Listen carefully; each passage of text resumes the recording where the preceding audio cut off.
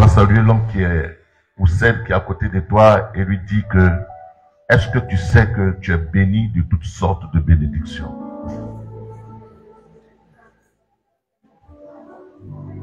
Est-ce que tu sais que là où tu es, de la tête à la plante de tes pieds, il n'y a que bénédiction?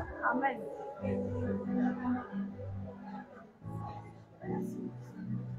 Dis-lui encore, est-ce que tu sais que dans tes entrailles, tu ne portes que la bénédiction?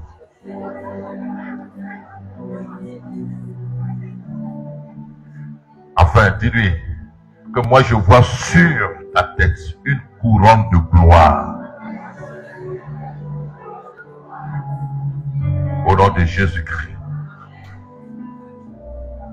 C'est pas la peine de vouloir la bénédiction de l'autre parce que celle que tu es est la complémentarité de celle qu'il a. Dis Amen. Celle que tu as est la complémentarité de celle que lui il a. Dis Amen.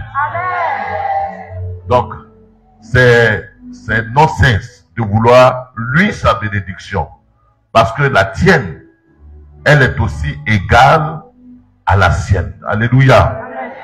Élève les mains vers le Seigneur, rends-lui grâce. Parce que tu es une femme bénie. Rends-lui grâce parce que tu es un homme béni. Rends-lui grâce parce que ta maison est bénie. Ta main est bénie. Le travail de ta main est béni. Rends-lui grâce parce que ton église est bénie.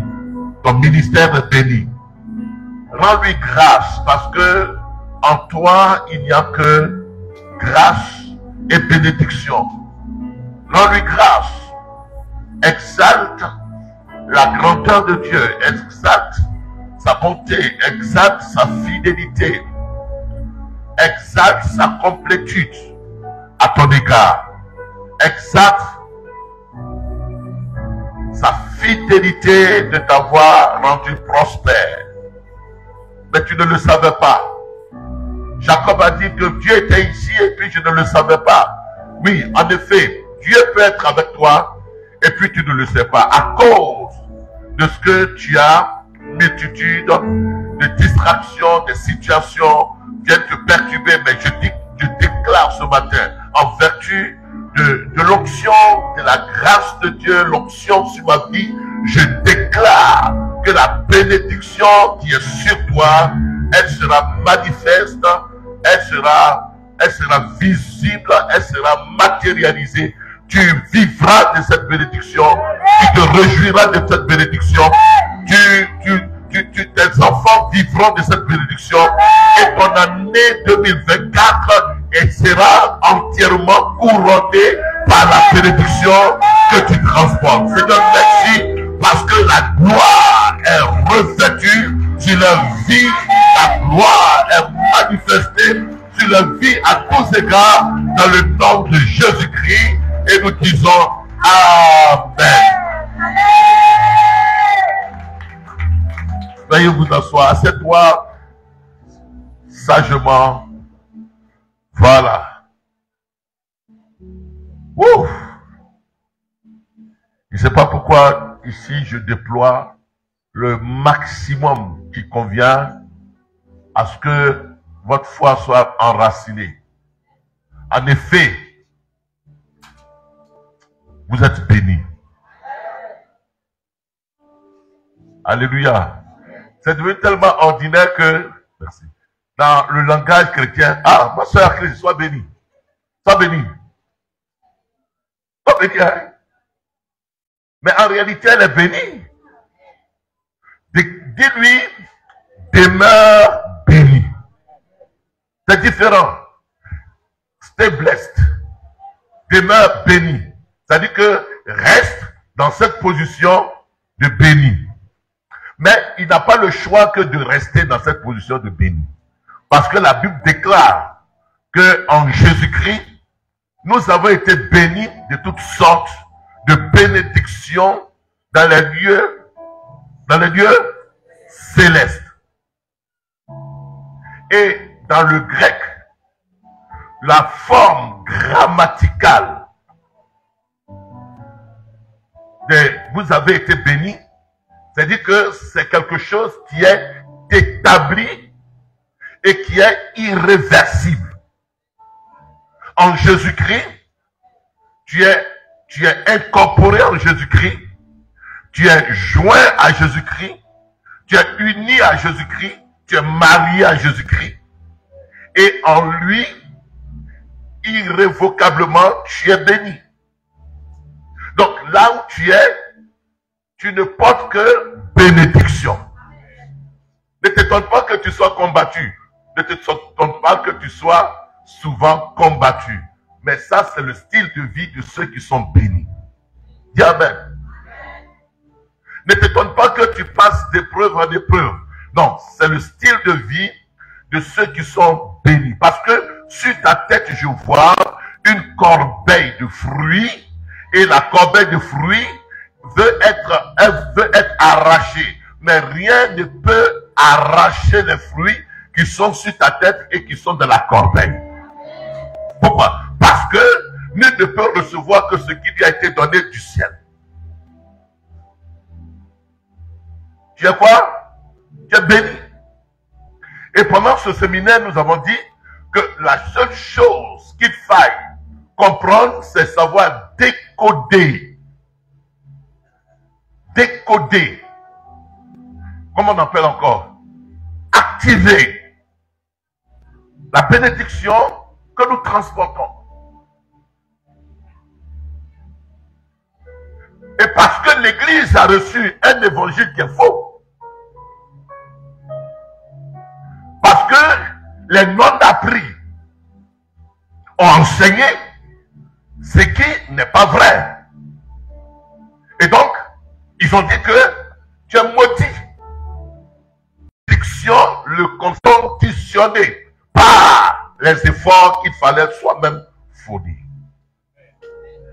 Mais par contre, dans la nouvelle alliance, Christ a fourni les efforts et il nous donne en partage la bénédiction. Ah, comprenez l'évangile. Christ a fait les efforts que toi tu devais faire. C'est pourquoi à la croix, il dit Tetelestai. Tetelestai en grec signifie que nous sommes allés en guerre et nous avons remporté le combat et il n'y a plus rien à faire, c'est fait. Donc quand Christ dit Tetelestai, ça veut dire que Tetelestai, ta bénédiction, elle est à portée de main. Tu peux t'en approprier, tu peux la vivre, tu peux la manifester, tu peux en jouir au nom de Jésus-Christ. Pourquoi? Parce que la Bible dit que l'acte dont les ordonnances nous condamnaient, Christ l'a fait quoi? Christ l'a effacé. Colossiens 2. Il a effacé. Donc, c'est en vertu de cet acte-là. Il y avait un acte qui était inscrit sur nous. Parce que cet acte-là dit, notre extrait de naissance était sous la mention fils de Adam. Adam.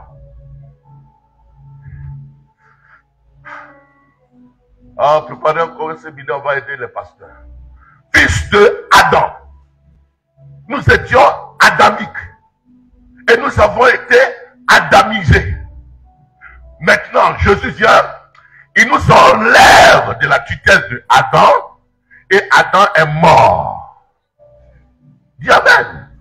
Adam étant mort, nous sommes ressuscités avec le dernier Adam, qui est un esprit vivifiant. C'est-à-dire qu'un esprit qui donne la vie, qui zoéfie. Nous avons été zoéfiés en Jésus-Christ. Zoé, c'est la vie éternelle, la vie qui ne périt pas, la vie qui est interminable, mais la vie qualitative. Donc en Christ, nous avons reçu un genre de vie qui est au-dessus de la vie des mystiques. Parce que le mystérium dans lequel nous sommes établis, le mystérium, c'est-à-dire que le mysticisme, je vais dire un mot qui va vous choquer, mais le mysticisme, parce que le mystique n'a rien à voir avec ce mauvais, c'est pas mon mystique, c'est ce qui appartient aux non-initiés. Donc, nous avons été initiés en Jésus-Christ et nous sommes dans le mystère. Et dans ce mystère, nous sommes déclarés identiques. Identiques à Christ. Dieu nous voit comme Christ. Aïe, aïe. Excusez-moi parce que chez nous, à cette heure-ci, c'est le grand froid. Je ne sais pas pourquoi.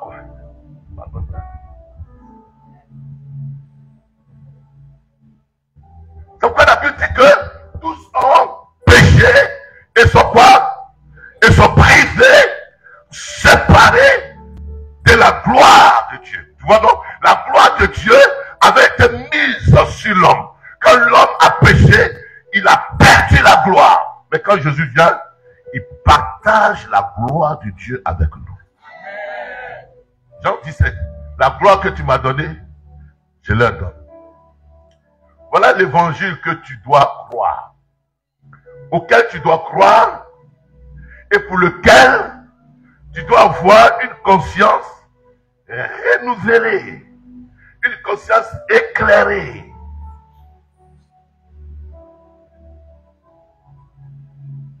Ta conscience doit être éclairée. C'est l'évangile. Parce que l'évangile, Wangelium signifie bonne nouvelle. Donc l'évangile qui dit, tu vas dans l'enfer, tu vas mourir, ton année est mauvaise, c'est pas l'évangile. Et comme ton esprit a été formaté par ce qui n'est pas bonne nouvelle, toi-même tu ne penses que mauvaise nouvelle. Tu ne penses que cauchemar. Tu ne penses que escargot m'a poursuivi. C'est pourquoi je loue les tatiers qui mangent escargot. Gloire à Dieu. On peut acclamer le Seigneur pour mon bien-aimé. Dis Amen. Je suis béni. Dis Amen. Dis je suis béni. De toutes sortes de bénédictions. Dans les lieux célestes. Au fait, ça veut dire quoi? Ma bénédiction, elle a pour source les lieux célestes. Ma bénédiction, elle n'est pas une bénédiction que l'homme m'a donnée. Elle vient, elle est surnaturelle et surnaturellement posée sur moi. Elle est divine. Ce n'est pas les génies qui m'ont donné ça. C'est Dieu qui m'a donné. Et quand Dieu donne, il est responsable de garder ce qu'il t'a donné. Dis Amen. C'est pourquoi quand tu quittes le Seigneur, ou alors quand tu quittes la voie du Seigneur, tu t'en vas jusqu'à Dieu te laisse. Il te laisse parce que, au fait, c'est toi qui perds ton temps. Jusqu'à ce que tu te cognes la tête, mais quoi qu'il en soit, tu reviendras. C'est comme l'enfant prodigue. Son père était riche, il est parti, mais il est revenu. Son père savait qu'il allait revenir. Et quand il est revenu, son père n'était pas fâché. Donc, ce qu'il fallait faire, c'est gagner le temps en obéissant. C'est se rendre soi-même service en étant obéissant. C'est pourquoi Deutéronome dit, il dit aux Anciens Testaments, à ceux de l'Ancienne Alliance, il dit si tu obéis à la voix de l'Éternel ton Dieu, voici les bénédictions qui seront ton partage. Deutéronome 28, verset 1 jusqu'au verset 4. Et puis il dit que tu seras béni en ville. Et tu seras béni dans les champs. Et au verset 2, il va dire que tu seras béni. Il dit en ville, tu seras béni dans les champs. Et il dit que ta corbeille et ta hutte seront toujours remplies. Ok. Ça, c'est l'introduction. Mais quand il dit tu seras béni dans les champs, en ville, c'est le travail sédentaire. N'est-ce pas? En ville, au plateau, est-ce qu'on fait champ là-bas? En ville, c'est le travail sédentaire. Le travail administratif. Et à cause de toi, l'administration dans laquelle tu es peut prospérer.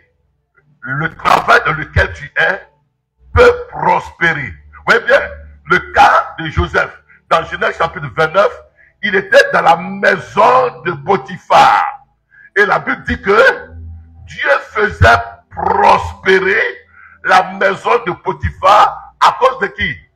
À cause de Joseph. Donc ta bénédiction va faire que le travail dans lequel tu es va prospérer. Mais, s'il te plaît, le travail dans lequel tu es va prospérer.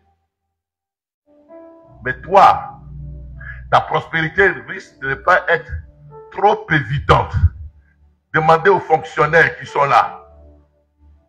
Il est fonctionnaire au PTT. Il est fonctionnaire quelque part. Son salaire va augmenter.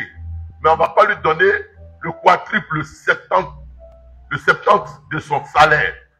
Ton salaire bureautique, ton salaire d'employé va augmenter.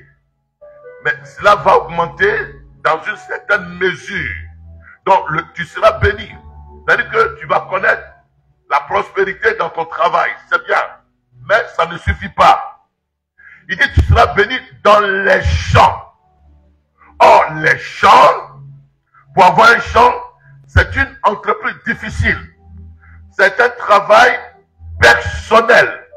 Donc, le champ peut insinuer tes propres affaires, tes propres business, ton propre commerce, ta propre entreprise, tes propres projets d'affaires. Donc, on peut être béni étant fonctionnaire, mais aussi on peut être béni étant dans ses affaires. Et les affaires dont il est question ne sont pas à négliger, quelles que soient les affaires, pourvu que ces affaires soient légitimes, soient légales. C'est-à-dire, griller à locaux, c'est tes affaires. Vendre arachide, c'est tes affaires. Vendre terrain, ou alors commercial de terrain, dans le bon sens. Il ne faut pas prendre le dossier de quelqu'un pour 3, 4, 5 personnes. Non. Ou alors, il ne faut pas vendre le terrain de ton oncle. Non. Vendre terrain, c'est tes affaires. Mais faire le business, c'est aussi ton genre. Et si tu n'as pas pu être admis dans l'administration, tu peux cependant avoir ton champ. Dis Amen.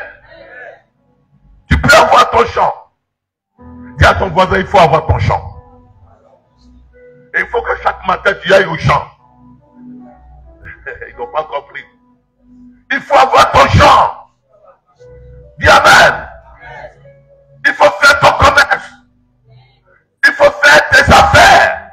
Ça coûte rien. 50 000 francs peut t'amener à commencer à faire ton champ. Tu peux faire ton champ devant ta maison en mettant un tablier. Tu peux faire ton champ en allant au marché. Avoir une table au marché. 50 000 francs. Et si tu veux 50 000 francs, prie. Dieu te donnera quelqu'un qui va te pourvoir en 50 000 francs.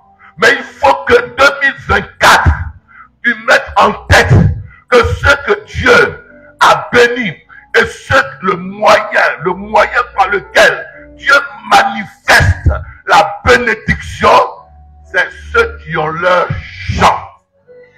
Dis Amen. Les amis, toute ma vie j'ai travaillé.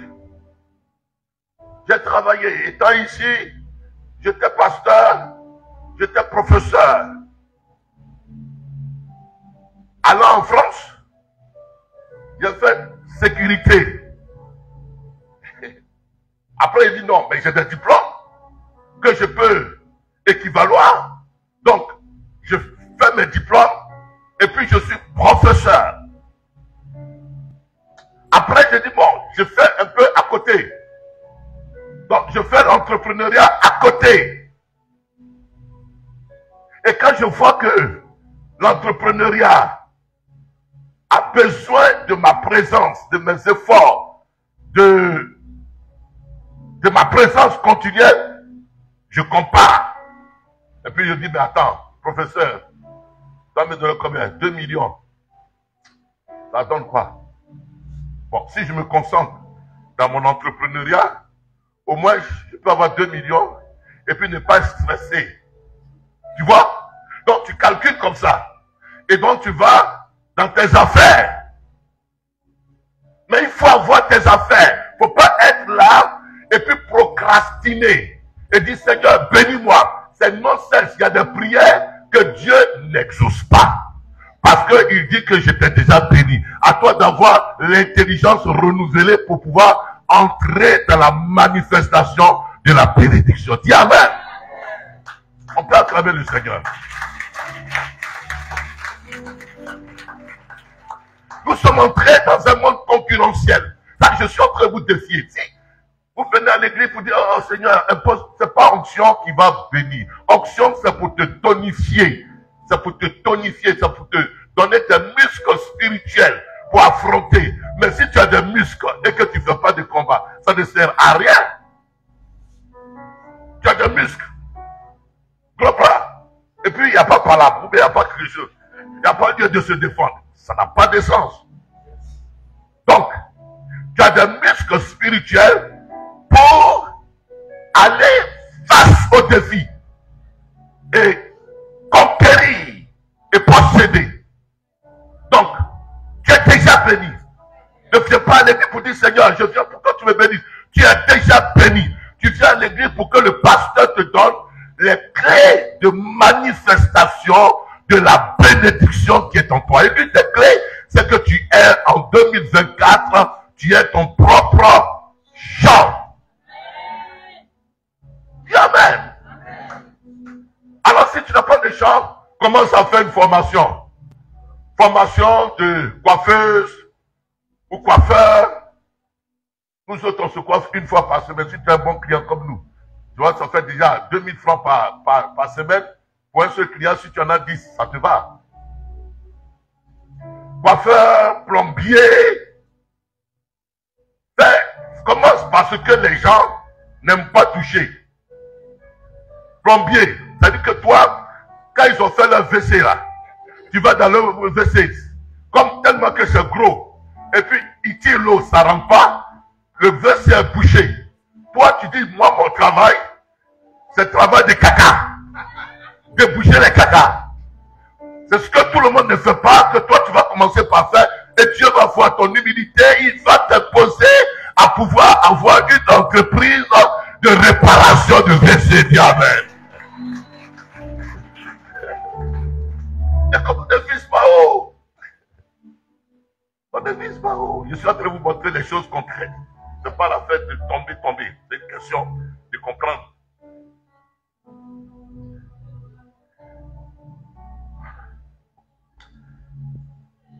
J'habite une résidence. Et on me met en contact avec la responsable de la résidence.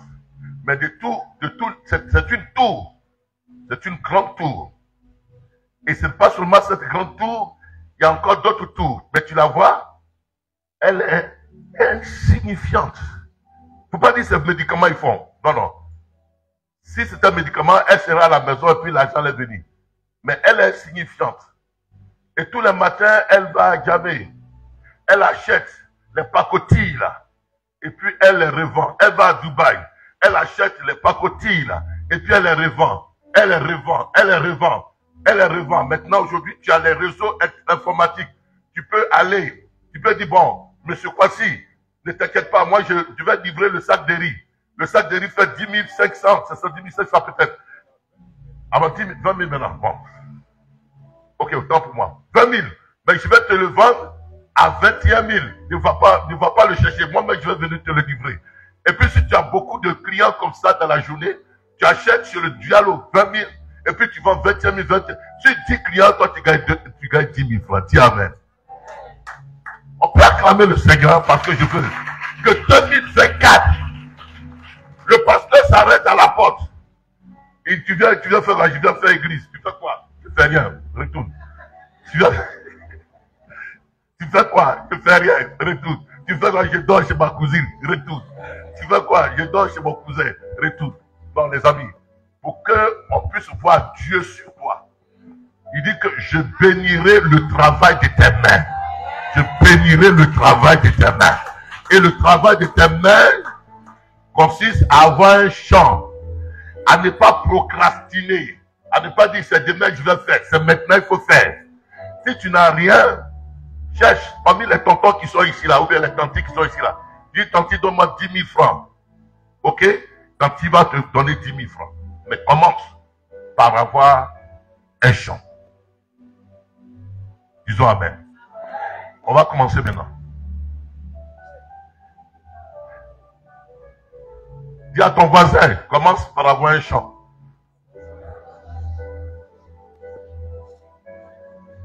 Commence par avoir un champ. Je vous donne un exemple. À Paris, on a, par la grâce de Dieu, on a notre salle et je loue d'autres salles à des Ivoiriens, à des Haïtiens et à des Nigérians. Les Haïtiens, ils sont nombreux. Ils sont comme Ivoiriens. Mais, à la différence des Haïtiens, quand ils viennent dans la cour de chez moi, la cour est remplie. Parce qu'ils ont compris que, en France, je ne vais pas me contenter de faire dossi, de faire ménage, mais je vais faire l'artisanat. Dans l'artisanat, ils sont artisans. Donc, qu'est-ce qu'ils font? Ils ont leur taxi. Donc, ils sont pour la plupart des taximètres. Tu les vois petits comme ça, tu les vois déployés comme ça. Ils sont taximètres. Ils ont leur taxi, ils ont leur Yango. On appelle ça Uber. Ils ont leur Yango. Et ils sont propriétaires de leur licence.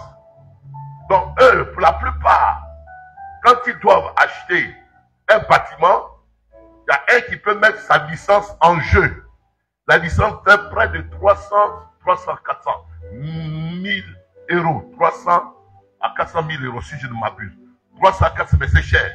Donc quand la banque voit sa licence là, la banque prend ça en gage et la banque leur donne crédit, ils prennent un bâtiment. Est-ce qu'on se comprend? Donc, ces taximètres là, tu vois leur maison, eux-mêmes leur maison, ils ont acheté à Paris.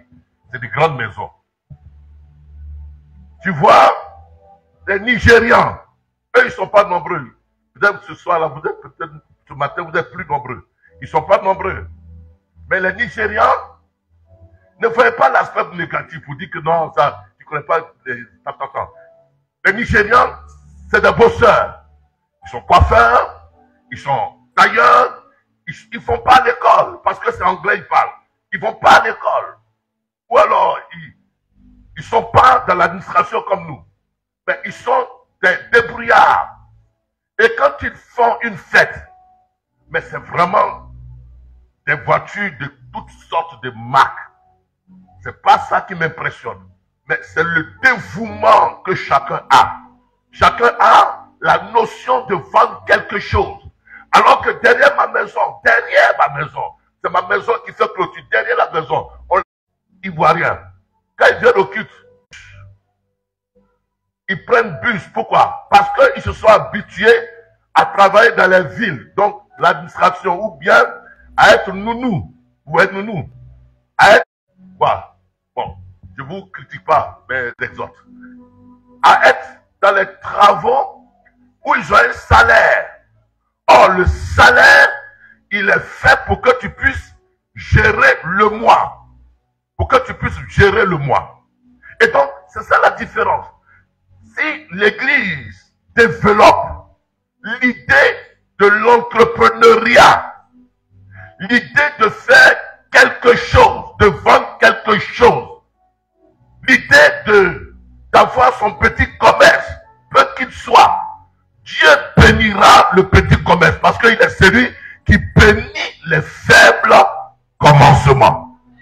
Est-ce que vous comprenez ce matin? Ok. Dis avec moi, il faut qu'en 2024, j'ai mon champ.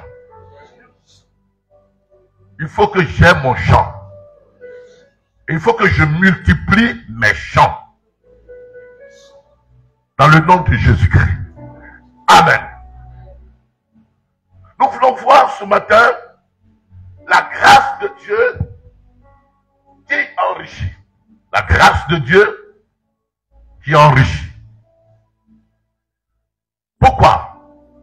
La grâce de Dieu, elle enrichit. C'est-à-dire que Dieu, quand il t'appelle, il met sur toi sa faveur. Et sa faveur, mais qui est lui-même. Sa faveur, c'est elle qui accélère le processus de ton enrichissement. Disons Amen.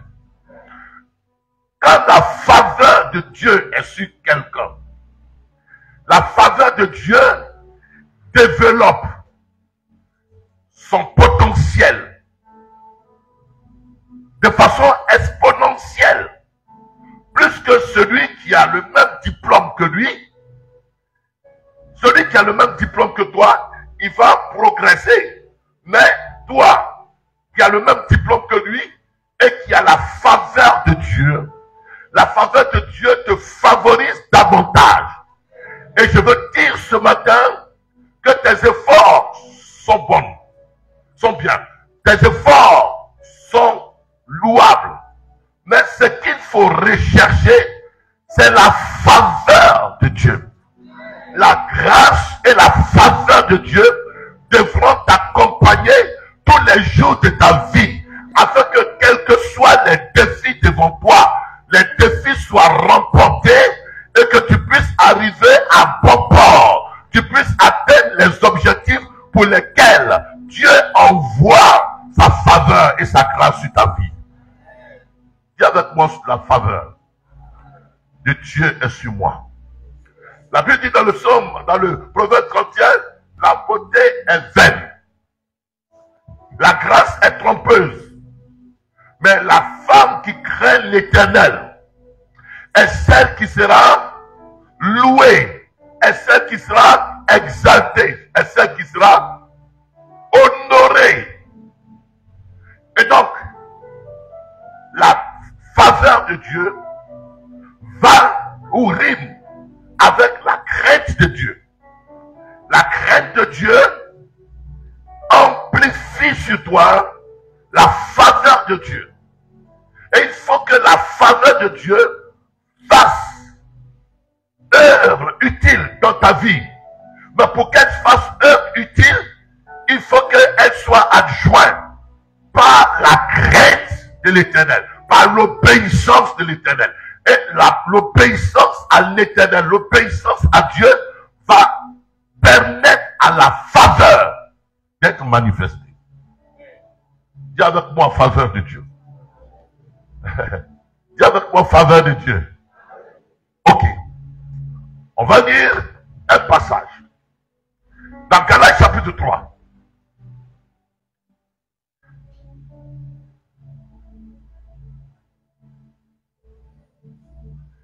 À partir du verset 6.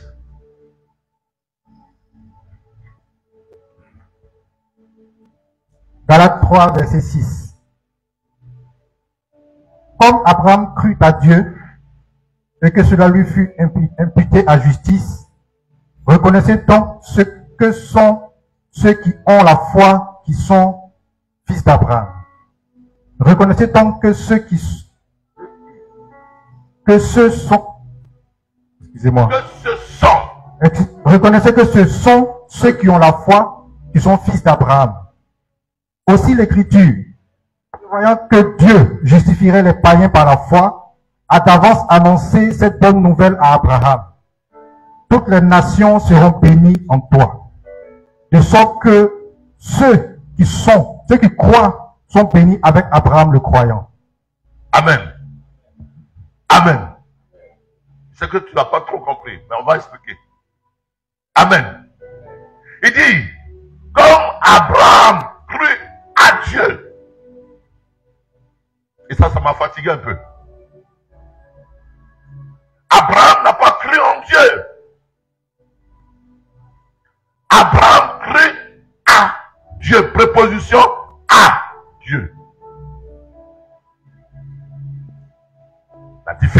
entre Abraham et tous les autres croyants, c'est que Abraham a cru à Dieu. La différence avec les autres croient en Dieu.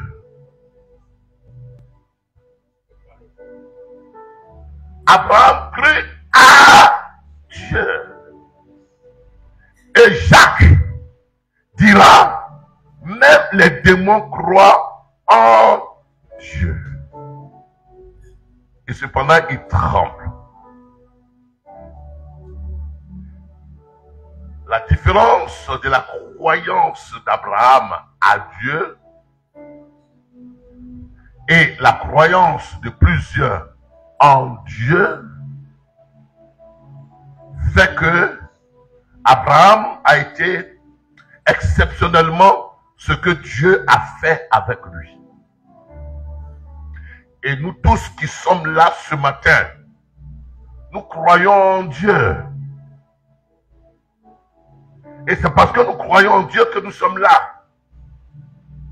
Mais je voudrais que vous fassiez un pas de l'avant en croyant à Dieu.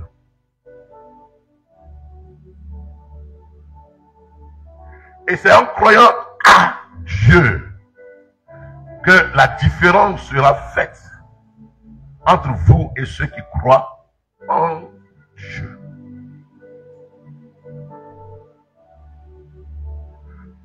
Abraham crut à Dieu. Ça veut dire qu'il crut à toute la personne de Dieu.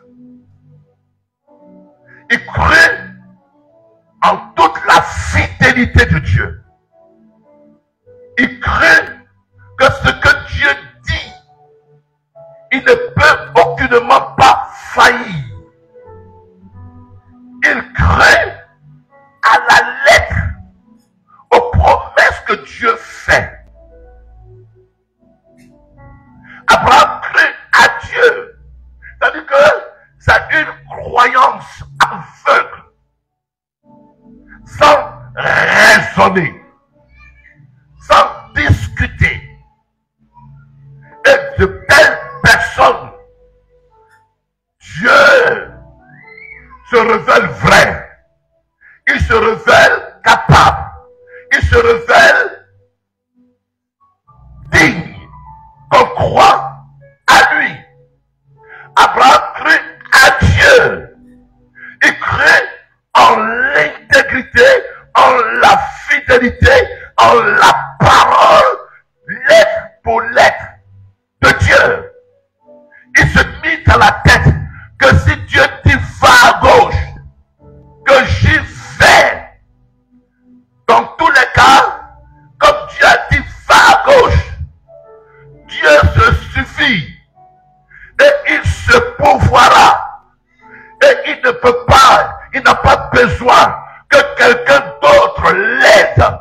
Il n'a pas besoin que quelques circonstances sur le chemin puissent empêcher ce que ce Dieu a dit à mon sujet de s'accomplir. Cela s'accomplira, quels que soient les défis, quels que soient les temps, les circonstances, quel que soit le lieu, même que je sois dans le désert. Alors Dieu le fera. C'est pas que Dieu lui dit, Abraham, quitte ta patrie, quitte la maison de ton père, quitte tout cela. Abraham, sans raisonner, crut à Dieu.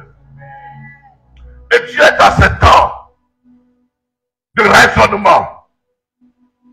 Dans ces temps-là, il veut des gens qui ont une foi aveugle.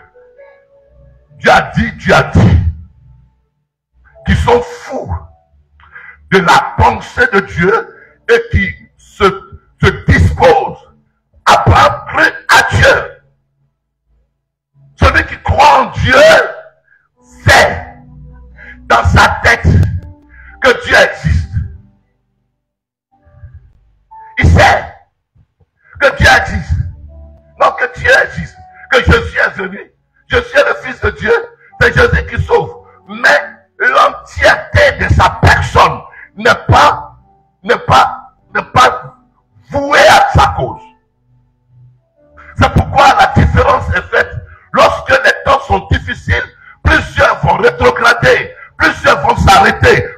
dit, mais je ne vois rien. Tu as dit ceci, je ne vois rien. Oui, parce que tu as cru en Dieu, mais Dieu veut que tu ailles plus loin, que tu ailles à un summum d'une foi qui ne sera pas arrêtée, qui ne sera pas empêchée, qui ne sera pas empreinte de doute, et que tu ailles tel qu'il t'a dit, tel qu'il a mis à ton cœur. Et c'est là que tu verras sa gloire, c'est là que tu verras sa main, c'est là qu'il se révélera, parce qu'il ne peut dire une chose et se dédie à ton sujet. Abraham crut à Dieu. Il crut à Dieu. Le féticheur croit en Dieu. Le marabout croit en Dieu. L'hindouiste croit en Dieu. Le musulman croit en Dieu. Mais il y en a très peu qui croient. Qui croient? Ah, dis avec moi, Dieu. Et je veux que, si tu veux voir la main de Dieu, tu veux voir Dieu en action, crois à lui. Alors que Dieu a vu cela, il dit, Abraham, je te donne ma justice. Je te donne ma justice. C'est-à-dire que, à partir d'aujourd'hui, tu es déclaré juste. Oh, je veux dire ce matin à quelqu'un, j'ai vu comment tu as cru à Dieu et Dieu dit ce matin tu es juste. J'ai vu comment tu as cru à Dieu et tu as mis toute ta confiance dans Dieu qui peut faire, Dieu qui ne peut te tromper, Dieu qui ne peut te trahir. Les hommes t'ont trahi, tu avais mis ta confiance en eux et ils t'ont trahi. Mais depuis que tu dis, c'est Dieu mon seul appui, mon seul soutien, en qui je me confie aveuglement et que je suis. Dieu est sur le point de manifester sa puissance et sa gloire parce que Dieu cherche de tels hommes, de tels adorateurs qui croient à lui et qui ne doutent aucunement pas de sa capacité de faire, de sa capacité d'agir. Il dit, c'est pourquoi. C'est pourquoi. C'est pourquoi. Le verset, il dit ça pourquoi l'Écriture prévoyant que Dieu, il dit, reconnaissez donc que ce sont ceux qui ont la foi, qui sont fils d'Abraham. C'est ceux qui ont cette foi-là. Oh là. Les amis, c'est au fait, on dit que l'ignorance fait quoi? Le manque de connaissance, quoi? C'est le manque de connaissance qui détruit. Mon peuple est détruit parce qu'il lui manque la connaissance. Mais en réalité, le problème du peuple de Dieu aujourd'hui, c'est pas le manque de connaissance. C'est pas le manque de connaissance, parce qu'on sait tout ce que je dis. Et si quelqu'un venait à ma place ce matin, il le dirait mieux. C'est notre orgueil de nous abandonner à ce que nous savons, à ce que nous avons appris, à ce que nous avons comme connaissance. C'est parce que à notre connaissance, nous y ajoutons nos raisonnements, nos pensées, nos points de vue. Et puis, nous faisons obstruction à ce que Dieu veut que nous fassions. Je vous comprends. Parce que nous sortons d'une culture grecque, gréco-romaine. Et les Grecs, c'est des gens qui raisonnent. Nous, on sort de cette culture-là. C'est pourquoi le catholicisme est sorti de ce paquet de là. Et c'est les raisonnements. La culture anglo-saxonne a fait rupture avec cela. Elle raisonne peu. Un jour, Jésus disait à ses disciples, mais regardez la foule qui est là. Qu'est-ce qu'on va faire? Ils n'ont plus rien à manger. on va leur donner leur à manger, n'est-ce pas? Dans Jean chapitre 6 ou 14. Et puis, il y a un qui a dit, mais Jésus, renvoie-les. Parce que le peu qu'on a là, ça ne peut pas suffire. Et celui qui a dit ça, c'était qui? Philippe. Philippe, vous savez qui c'est? Philippe, c'est un grec. C'est un grec. Les grecs sont des raisonneurs. Nous, les Français, on raisonne. Pour faire un projet, on va calculer. On va faire devis, business plan. On va calculer. Est-ce que ça va donner, ça va pas donner? On va mettre 1 mois avant d'exécuter. On raisonne. Et notre culture est une culture de raisonneur. Or, Abraham n'a pas raisonné. Il a cru à Dieu. Il y a certains domaines dans lesquels tu peux raisonner, mais dans le domaine de Dieu, là, il ne faut pas raisonner. On va dire, non, mais si je marie celui-ci, il ne travaille pas, il est quoi même? Oh, il n'a rien. Il n'a rien où? C'est rien d'eux. Bon, il y a quoi dans lui? Mais ce qui est en lui, il y a la grâce de Dieu qui est en lui qui est cachée. Dis amen. Nous voyons, nous marchons par l'apparence. Nous marchons par la vue. Oh, Dieu veut que nous marchions par quoi? Hein, dis à notre voisin. Par la quoi? Par la foi. Oh, la foi ne raisonne pas. Et donc, Dieu dit, tous ceux qui croient comme Abraham sont fils d'Abraham. Il dit, c'est pourquoi, au verset 8, l'Écriture prévoyant que Dieu justifierait les païens par la foi, a d'avance annoncé cette bonne nouvelle à Abraham. Le premier qui a été évangélisé, c'est Abraham. C'est pourquoi vous voyez ça dans Jean chapitre 8, verset 56. Il dit, avant que je fût, avant que Abraham ne fût, je fus. Et il a vu mon visage.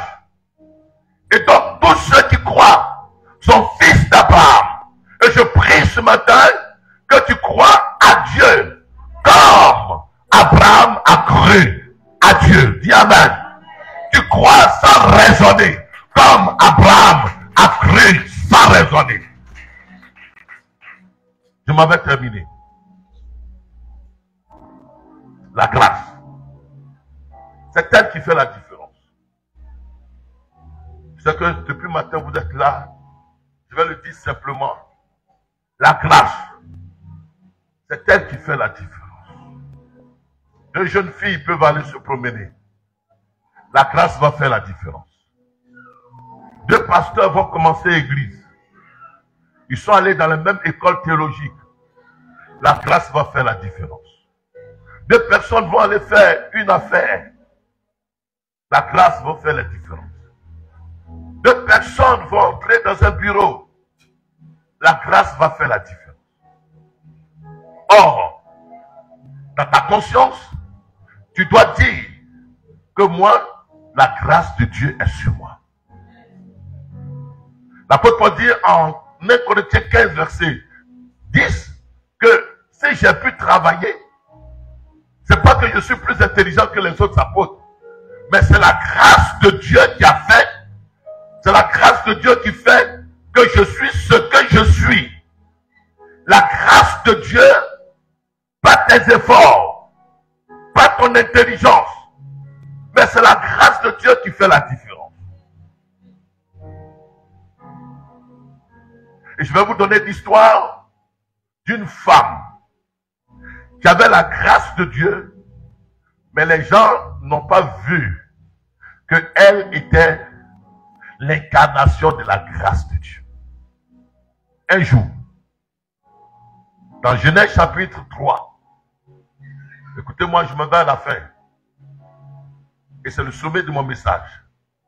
Dans Genèse chapitre 3, verset 15. Quand Adam a péché, Dieu dit au serpent, je mettrai inimitié entre ta postérité et la postérité de la femme. Et la postérité de la femme t'écrasera la tête. Mais toi, le serpent, tu lui mordras le talon. C'était une prophétie. Mais la postérité de la femme, dans la logique, c'est la postérité de l'homme. Mais ici, il dit la postérité de la femme. Alors, cette prophétie, elle va marquer l'histoire des patriarches et des tribus d'Israël. Et il fallait qu'une femme de grâce soit là pour amener à manifestation cette prophétie. Et quand la prophétie a été donnée, le combat s'est lancé contre la femme. Je ne dis pas contre Ève, mais contre la femme. Quand Ève et Adam ont péché, et que Dieu a donné la prophétie, que il y aura guerre, il y aura inimitié entre toi, serpent, ta postérité, et la postérité de la femme. Le diable a entendu cela. Je vais dire ce matin à quelqu'un, quand tu es né, certainement, on t'a béni. Certainement, on a dit des choses sur toi. Certainement, il y a une prophétie qui a été dite dans l'église sur toi. Certainement, à ta naissance, parmi tes frères, parmi tes sœurs, ils ont dit une parole sur toi. Et cette parole relâchée, cette parole va entrer dans le domaine du surnaturel et va faire l'objet des attaques et attaques sur ta vie. Écoute-moi bien. Pourquoi je souffre? Pourquoi ceci? Pourquoi? Mais parce que il a été dit une parole sur toi. Mais peut-être qu'à l'église, pendant que nous sommes dans un culte, et que Dieu me montre ou Dieu dit des choses sur toi spécifiquement, comprends qu'à partir de ce jour-là, les combats ont commencé dans ta vie. Parce que le surnaturel, le spirituel va enregistrer les bonnes paroles te concernant et va faire que ces paroles ne se réalisent pas pour que Dieu soit traité de faux. Mais ce que Dieu a dit s'accomplira. Ce que Dieu a prophétisé se réalisera.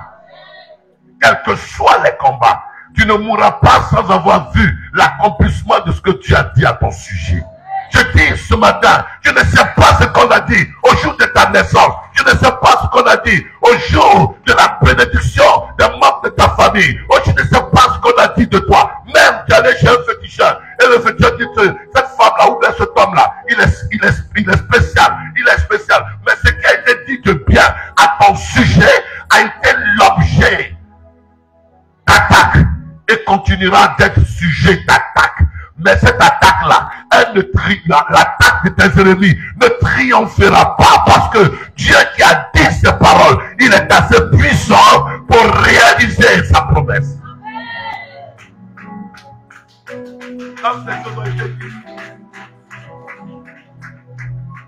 vous allez voir que Dieu va susciter Abraham.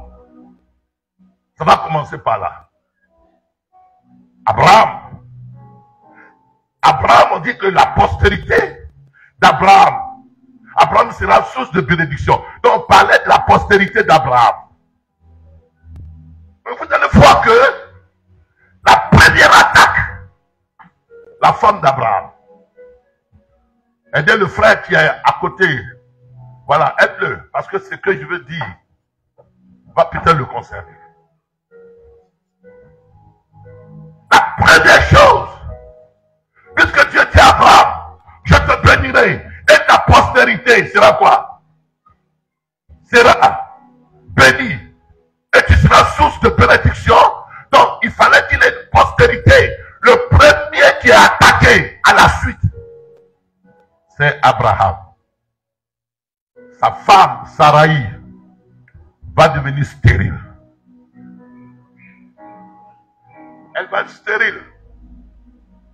Je suis sûr que Dieu pouvait faire de sorte que Saraï ne soit pas stérile.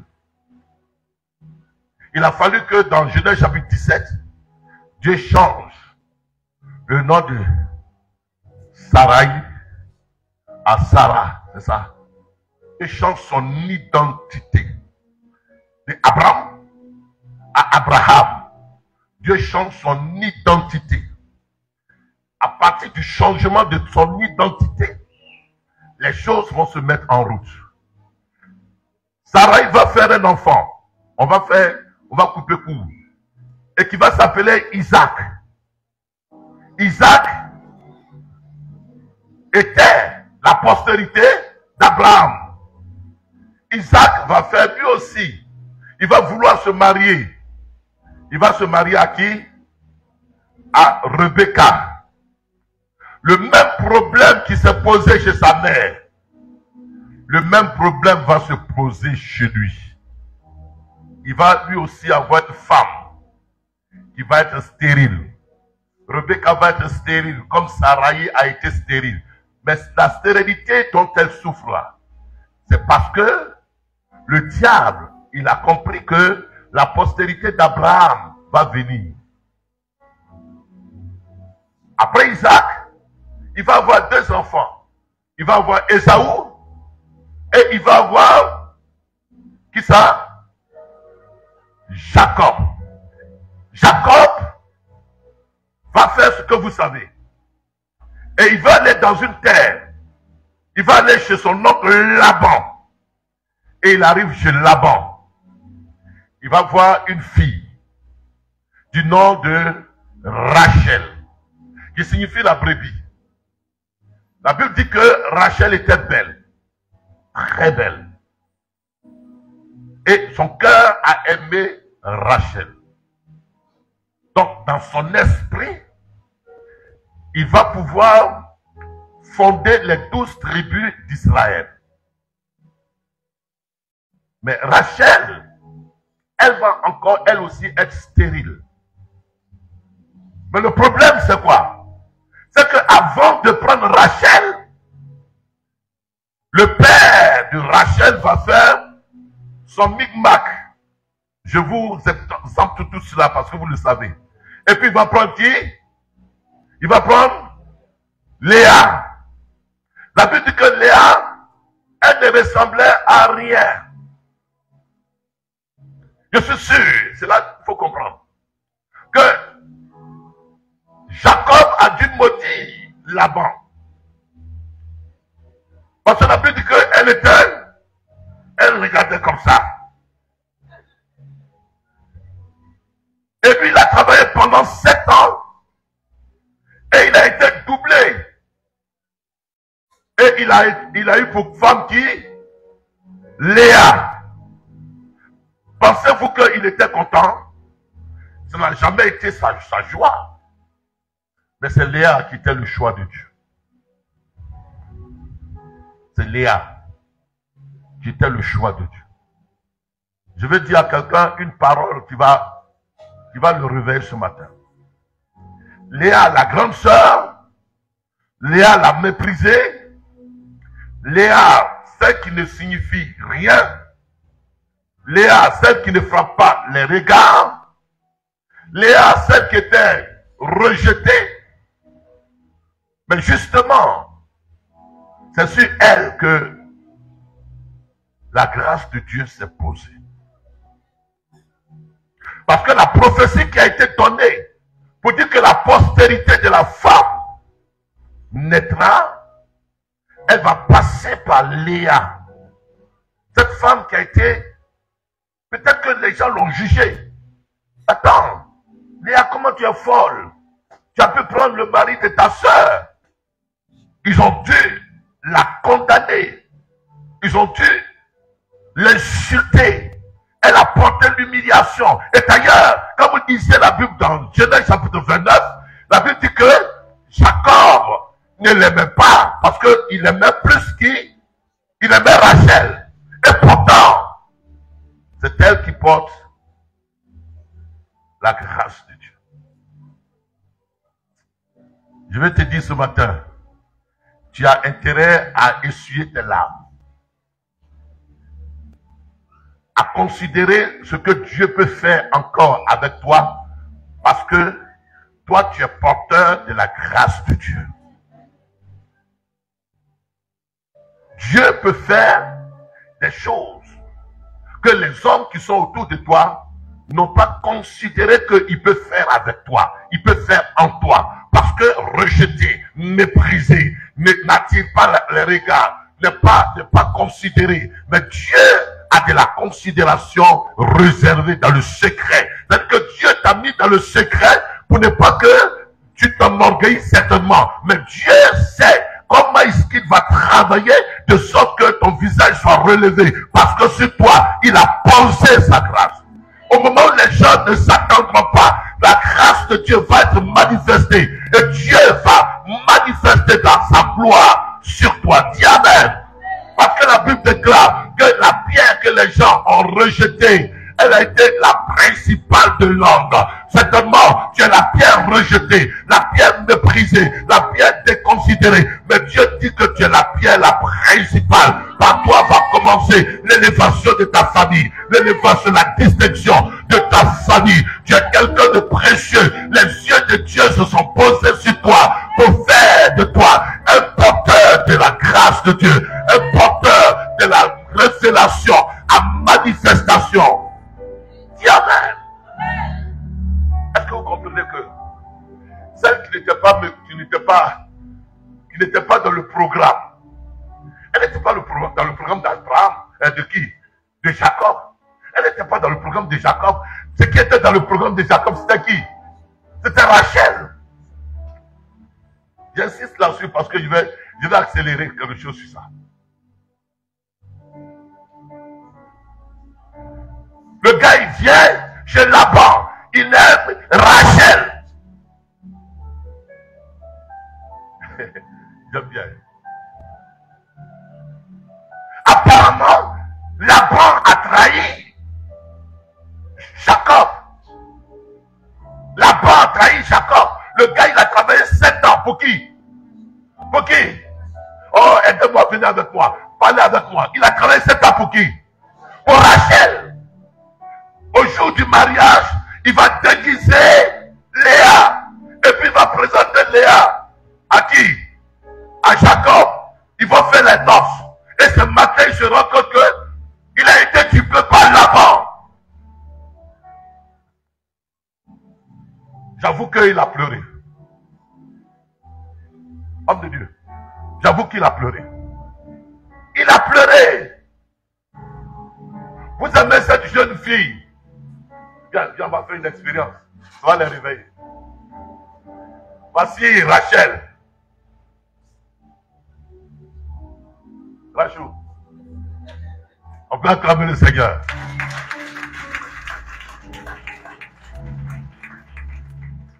Je veux une maman, un peu maman, parce que Léa était la plus grande. Je veux une maman. Maman. Bon, viens. Mais maman. Ah, ça c'est une maman extraordinaire. Ah, maman viens. Je veux maman. Maman viens. Voici, moi j'arrive ici, je vais prendre qui? Elle c'est qui? Rachel. On dit pour la marier, il faut faire quoi? Il faut travailler pendant combien d'années? Pendant 7 ans. Ok? Il travaille pendant 7 ans. Parce que son cœur aime Rachel. Chou. Son cœur aime Rachel. Et cet homme n'est rien devant lui. Au jour du mariage, on va maquiller la mariée. Et puis on va me l'emmener. C'est qui Laban? Viens, c'est toi Laban. Tellement il est pressé. Tellement il est zélé. Envoie-moi Rachel. Mais envoie mon sac. Non. Oui. Viens. Mais au fait, elle est habillée comme Rachel. Mais le gars, tellement il était fan de Rachel, Lui, il n'a même plus calculé. Il prend, il va avec elle dans la chambre, et puis il la découvre, et le matin, il enlève le voile, le matin, il voit que, aïe, et puis les deux se ressemblent même. Aïe, c'est pas Rachel, c'est Léa. Il dit, mais regarde-moi, elle regarde apostrophiquement. Faut marcher, ses pieds-là sont minces comme ça. Aïe! Imagine un peu la déception de Jacob. Imagine un peu, restez là, imagine un peu comment il va maudire Laban. Comment il va crier au scandale. Combien de fois il va pleurer.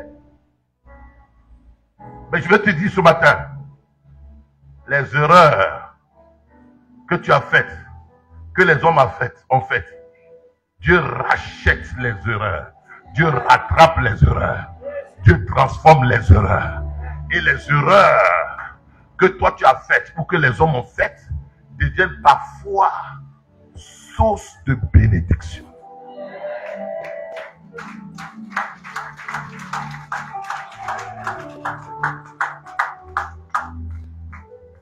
Quand la voix de Dieu est sur toi, la bénédiction de Dieu est sur toi, il peut arriver que tu te trompes. Tu t'es trompé, tu t'es vraiment trompé. Mais Dieu sait comment changer l'erreur. Donc ne pense pas que tu es enterré. Tes erreurs peuvent être rattrapées. Les erreurs des autres contre toi, le méchant qu'ils ont fait contre toi, Dieu peut encore le rattraper. La peine qu'ils t'ont causée, Dieu peut encore la rattraper. Parce que Dieu a dit, Bishop, que la postérité de la femme, donc il est obligé de travailler encore 7 ans. Parce qu'il fait Rachel. Au bout de 14 ans, il se retrouve avec les 2 sœurs. J'avoue que dans sa chambre, il a pu mettre toute son énergie sur Rachel. Mais malgré cela, Rachel est toujours stérile. Et la Bible dit que Léa, qui était la méprisée, elle va commencer à donner des enfants. Donner des enfants. Donner des enfants. Donner des enfants. Donner des enfants. Donner des enfants. Donner des enfants. Et c'est dans le ventre. Dans le ventre de Léa, qu'on n'avait pas considéré, que est sorti Judas et que est sorti Lévi. Waouh! Waouh! Waouh! Judas, symbole de la royauté. Lévi, symbole de la sacrificature. Et c'est d'Estelle, cette femme qui n'était pas considérée que les 2 piliers d'Israël et les 2 piliers de la foi vont être. Cette femme qui n'était pas considérée, cette femme, je veux dire à quelqu'un, inconsidéré, Dieu va te considérer. Négligé, Dieu va te relever. Inconsidéré, Dieu va te relever. Parce que Dieu voit les dispositions de ton cœur. Il voit les douleurs. Il voit l'amertume. Il voit le rejet. Il voit le mépris. Il voit la condamnation. Il voit la méchanceté des hommes.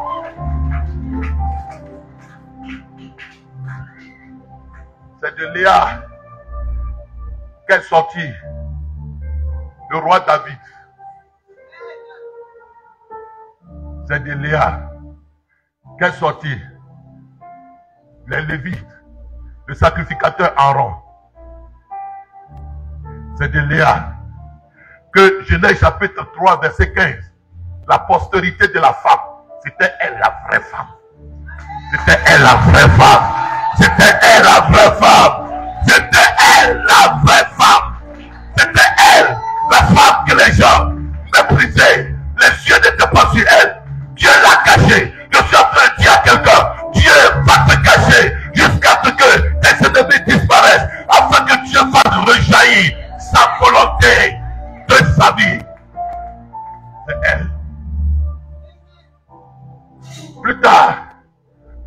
Jésus va venir. Jésus est de la lignée de Judas. Et il est sacrificateur. La postérité de la femme. Jusqu'à Marie. Elle va de la postérité de Judas. Joseph, Judas. Donc Marie, Lévite. Joseph, Judas. La royauté. C'est de là que Jésus va naître. De cette femme qui est négligée. Femme. Dieu fera que les erreurs que tu as faites, le mal qu'on t'a fait, le rejet dont tu as été l'objet, le mépris, l'inconsidération. Elle n'est pas allée à l'école, elle n'a pas ceci, elle n'a pas cela, elle n'est pas claire, elle n'est pas ceci, elle n'est pas cela. Dieu va faire. Parce qu'il voit les dispositions de ton cœur. Et ton cœur qui gémit. Et ton cœur qui dit, Seigneur, je n'ai pas choisi d'être noir. Je n'ai pas choisi d'être comme. Et son cœur qui n'envie pas l'autre. Son cœur qui n'est pas méchant. Et Dieu va poser sa grâce sur toi. C'est pourquoi, femme, sois bénie. Sa grâce repose sur toi. Que tu sois une femme distinguée. Que tu sois une femme de faveur. C'est sur toi que la faveur repose.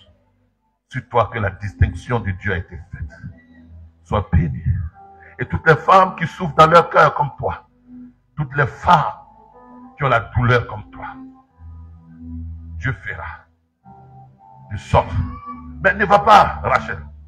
Tu es belle. Quand même. De toi. Pour que Dieu, quand même, est fidèle. De toi, Joseph va sortir. C'est par toi que tous les frères, les autres frères, qui t'ont négligé, qui t'ont méprisé, ils vont sortir de toi. Joseph est sorti de toi, tu les as sortis de l'Égypte. Et parce que tu as été dans le contact de l'homme de bénédiction. Et à cause du contact de l'homme de bénédiction, Dieu, de même que Dieu n'a pas délaissé Ismaël, Dieu n'a pas délaissé Ismaël, Dieu n'a pas délaissé Rachel. Tu es la femme bien-aimée d'Israël. Tu es une femme bénie. Tu es une femme. Tu vas connaître les douleurs. Parce que tes enfants vont aller en captivité. Mais Dieu saura relever ton visage toi aussi. On peut acclamer le Seigneur pour Rachel. Sois béni. Sois béni. Sois béni. Sois béni. Sois béni. Bien-aimé, c'est là mon message. La grâce de Dieu est sur toi. Dieu la cache sur toi. Dieu la cache. Pour que les gens n'aient pas trop les regards. Avant que tu ne sois bien formé, Dieu la cache. Avant que tu ne comprennes beaucoup de choses, Dieu la cache. Tu n'es pas encore prêt. Parce que si Dieu te dit que c'est toi qui vas sauver la famille, tu vas commencer à marcher la poitrine gonflée, la tête gonflée. Dieu te cache. Mais le temps de Dieu de te révéler est arrivé. Le temps de Dieu de te révéler est arrivé. Parce que une grossesse, quel que soit le temps, elle ne sera jamais cachée. Elle sera manifestée. Dieu te met en scène ce matin par ma voix que tu as la grâce de Dieu. Tu as la bénédiction de Dieu. Que ta vie là, elle n'est pas finie. Ta vie là, il y a encore du potentiel.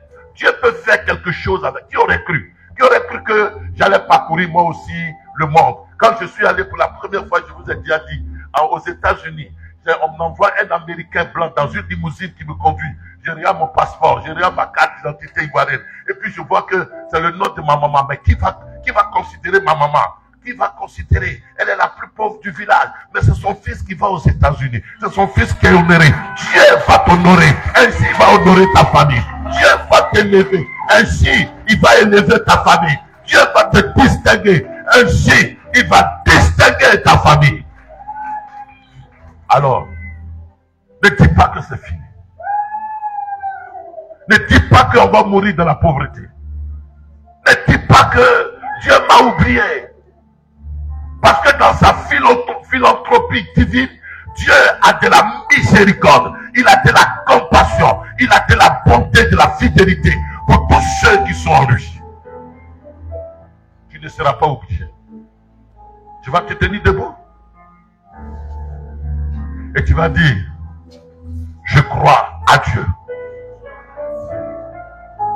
Je crois à Dieu. Dieu n'a pas encore fini avec moi.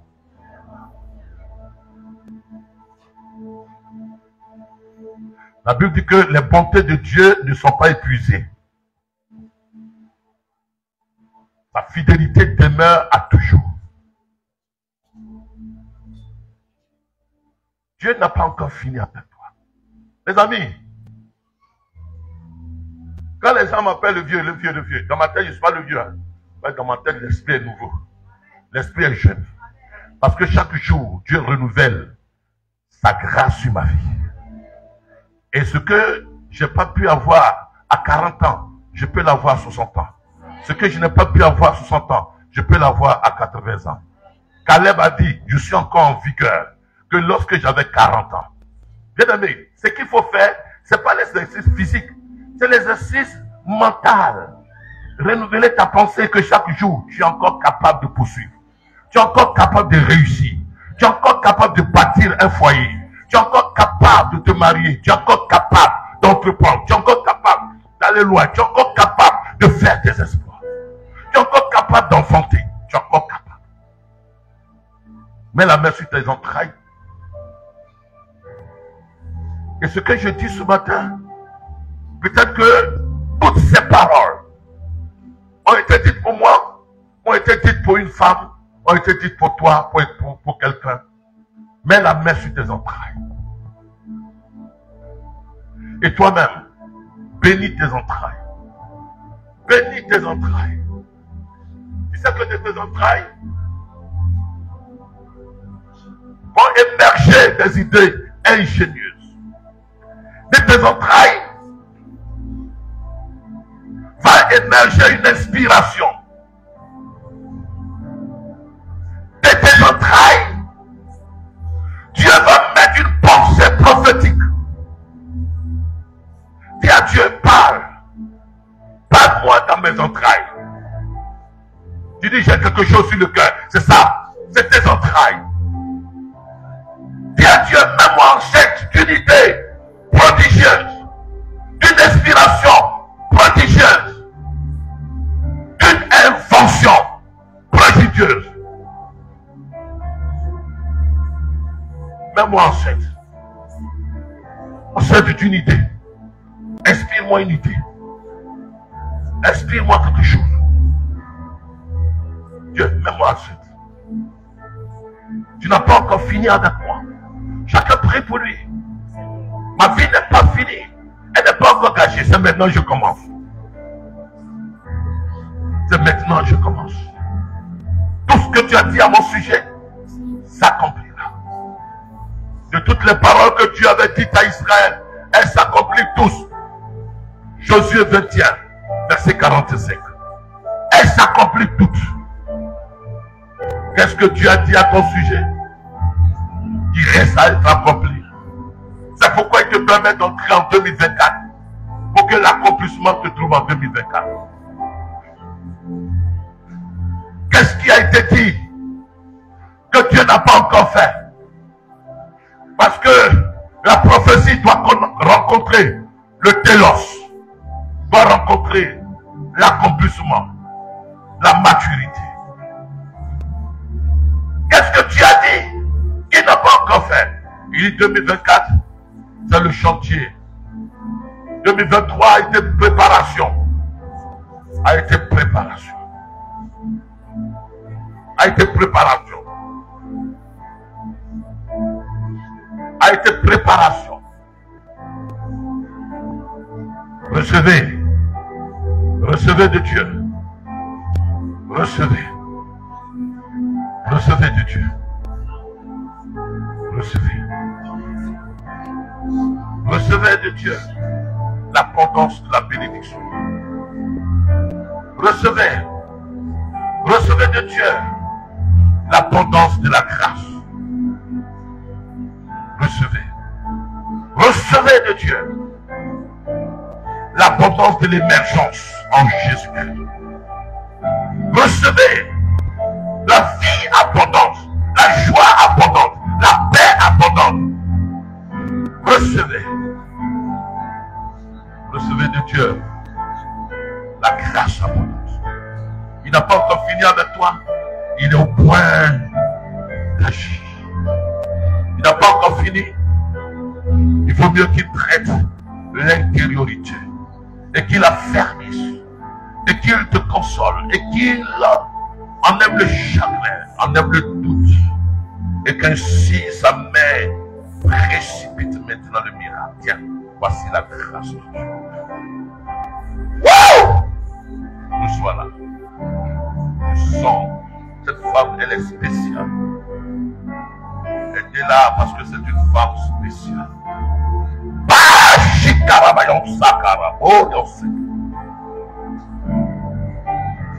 Une femme de faveur, je sens la même grâce que j'ai sur toi. Tu vas réussir, femme.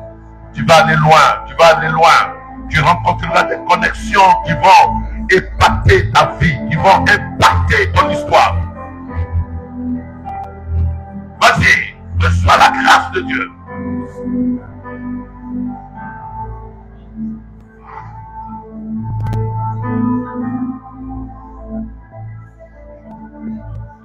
Reçois la grâce de Dieu. Pas encore fini avec elle. Il dit des fleuves de vie couleront de ton sein. Des fleuves. Ce n'est pas une rivière, des fleuves. L'abondance coulera de ton sein. Je te bénis au nom de Jésus-Christ. Parce qu'ils ont sauté à la magie.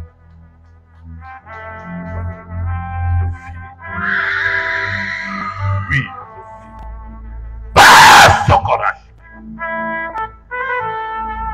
Partout tu passeras, ils feront allégeance, ils te distingueront. C'est fini d'humiliation.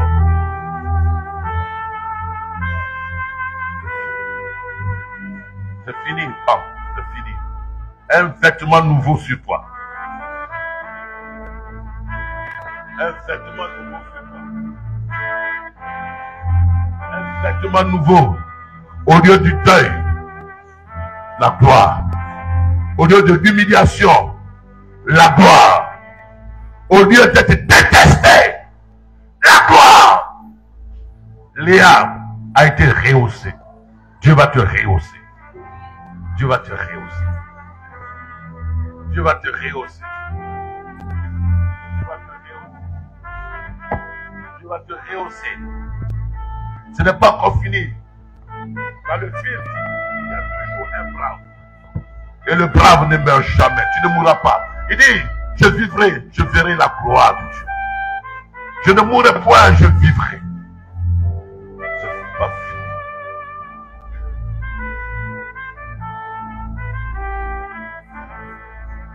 On était à la CDC à Foursquare. Il y a une jeune fille qui était portière. Portière, elle ne ressemblait à rien. Quelqu'un qui était en France.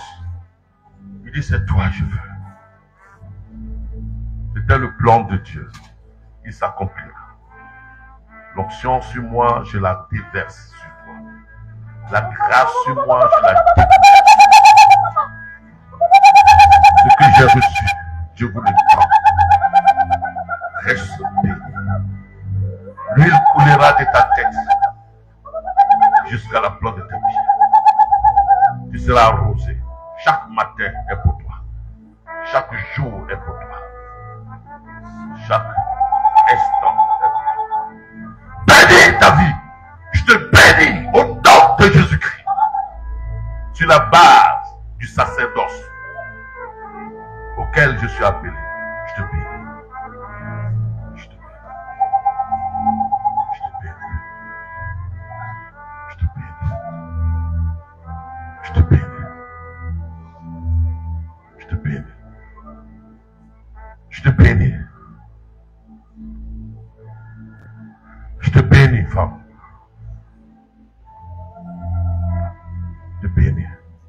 Le fruit de tes entrailles béni. Je te bénis, femme. Je te bénis. Le travail de tes mains béni. Je te bénis. Tu es béni. L'œuvre de tes mains bénie. Les pensées de ton cœur sont exaucées. Femme, tu es bénie. Si Dieu s'est souvenu de Rachel, de Léa, il se souviendra de toi. C'est pas fini. Tu as compris? Dieu peut faire. Dieu peut faire. Les voies de Dieu sont insondables. Seulement reste fixe. Crois à Dieu. À Dieu. Beaucoup croient en Dieu. Ils savent que Dieu existe. Mais ils raisonnent. Crois à Dieu. Crois à Dieu. C'est-à-dire qu'une croyance sans faille. Aucun homme, aucun parent, aucune circonstance ne peut t'arracher ce que tu crois. Une conviction ferme, irrévocable.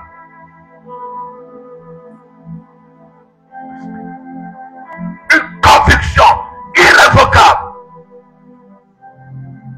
Tous ceux qui ont réussi, c'est des gens qui ont réussi à ce que Dieu a inspiré à leur cœur. Et ils étaient intraitables, non négociables.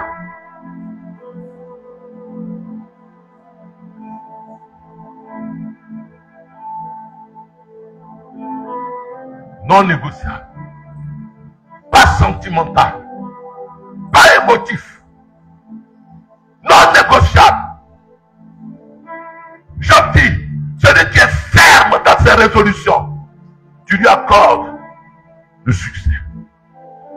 Ferme, ferme dans ses résolutions, ferme. Dieu a mis à mon cœur de vendre à locaux, ferme. Ça fait honte, mais ferme.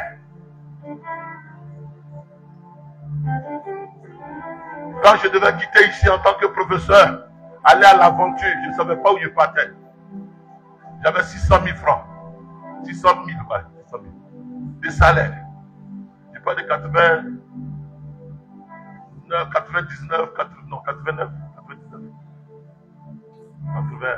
90, voilà. J'ai pleuré de Figaro, j'étais encore à Figaro. J'ai pleuré dans la voiture jusqu'à l'aéroport. Je sais que où je m'en vais là, ce n'est pas affaire de mes diplômes, je m'en fais affaire de Dieu. J'ai pleuré, quelqu'un va en France, il pleure. Vous avez vu ça? Moi je pleure. Tous ceux qui m'accompagnaient à l'aéroport, ils étaient tristes. Parce que depuis longtemps, Dieu dit, laisse la crainte mon serviteur. Le jour où j'ai laissé, j'ai pleuré. Si ça ne te fait pas mal, c'est que tu ne peux pas te déterminer. Il faut que ça te fasse mal. Ça te fait mal. Mais celui qui te fait mal, il va penser la douleur. Celui qui est fier. Cette année, je te prie, c'est pas blabla. Il faut commencer quelque chose. Même si c'est devant ta maison, tu vends bonbon, vends bonbon. Et moi, je vais venir ici. À partir de janvier, là, je vais venir ici pour voir. Tu fais quoi? Dehors. Si tu veux apprendre travail, apprends travail. Dis, je vais faire travail. Apprentissage, ne me paye pas. Mais je vais faire pendant 6 mois ou 3 mois. Marche de Sikoji jusqu'à Lokodjoro. Va faire ton apprentissage. Mais ne reste pas sans rien faire. La bénédiction, elle a besoin d'être activée, excitée, excitée, excitée. Tu donnes l'argent à l'église, si tu ne fais rien, ça ne veut rien dire. Mais tu donnes l'argent, pas parce que tu veux être béni, parce que tu es béni, Dieu te donne encore. Parce que tu es béni, Dieu te donne encore. Plus tu donnes, plus Dieu te donne. Mais si tu retiens, c'est lui qui épargne à l'excès sa pauvreté. Dis Seigneur, merci. Parce que maintenant, je prends la ferme résolution d'avoir mon champ. Je prends la ferme résolution de croire à Dieu. Je prends la ferme résolution que je suis béni.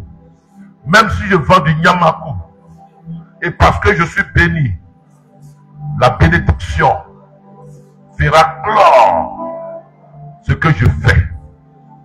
Je suis béni et je prospère à tous égards. Le travail de mes mains est béni. L'inspiration de mon cœur est bénie. Et je ne me laisse pas convaincre par qui que ce soit. Tu me donnes la conviction par le Saint-Esprit afin que j'accomplisse les desseins que tu as mis à mon cœur. Enfin, dis avec moi, oh Dieu, je veux que tu me bénisses pour que je sois source de bénédiction. Je sois celui qui arrose les autres avec ma bénédiction. Bénis-moi à cause des autres pour que je puisse les bénir. Bénis-moi à cause des orphelins pour que je puisse les bénir. Bénis-moi à cause de la veuve pour que je puisse la bénir. Bénis-moi à cause de ton œuvre afin que je puisse bénir. Bénis-moi à cause de ton serviteur pour que je puisse supporter le ministère. Dans le nom de Jésus-Christ. Amen. Est-ce que tu peux dire Amen 3 fois? Amen, Amen, Amen. On peut acclamer très fort le Seigneur.